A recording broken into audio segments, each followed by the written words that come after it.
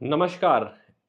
ये सवाल परसेंटेज का बहुत ही शानदार सवाल है। इस सवाल में कुछ परसेंटेज की वैल्यूज़ दी हुई हैं, एग्ज़ाम में आया हुआ क्वेश्चन है और आप लोगों के लिए काफ़ी इम्पोर्टेंट रहेगा, तो ये देखते हैं कि कैसे सॉल्व होता है।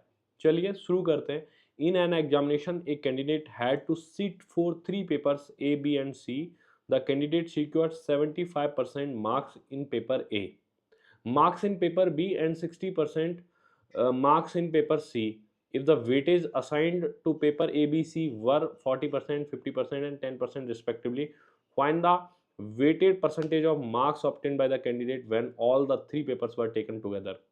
कह रहा है कि एक व्यक्ति 3 पेपर में बैठता है। देखो, पहला पेपर A, दूसरा पेपर B है और तीसरा पेपर C है।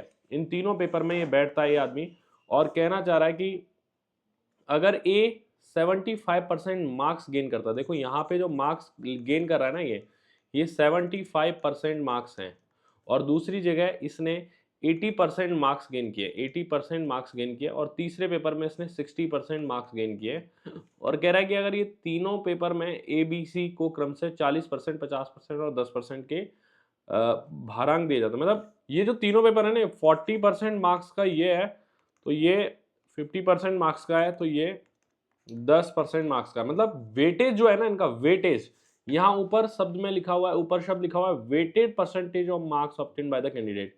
मतलब अगर ये पेपर 40 नंबर का है ना, तो 40 में से 75% मार्क्स लिए इसने। इसने 50% का पेपर है या 50 नंबर का पेपर है, तो 80% मार्क्स लिए इसने। जैसे मैं आपको यूं कहता हूं कि मान लो कि तीनों सब्जेक्ट में मिलाकर टोटल 100 मार्क्स का पेपर होना है, तो 100 मार्क्स के पेपर में से 40% हिस्सा इसका, यानी कि 40 नंबर का टोटल पेपर ये है, 50 नंबर का टोटल पेपर ये है और 10 नंबर का टोटल पेपर ये है।